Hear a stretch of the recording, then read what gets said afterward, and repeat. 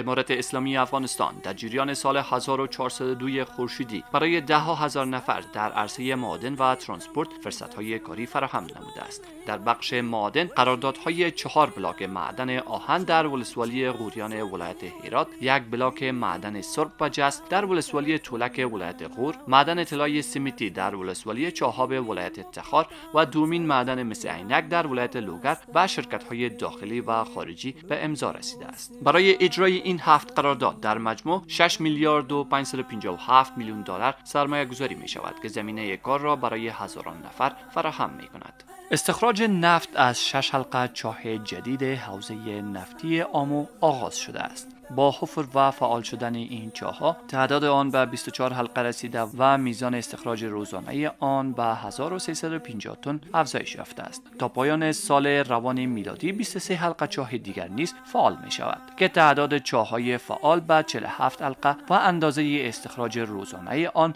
به 3000 تن خواهد رسید. در حال حاضر هزاران نفر به طور مستقیم و غیر مستقیم در حوزه نفتی آمو مشغول به کار هستند.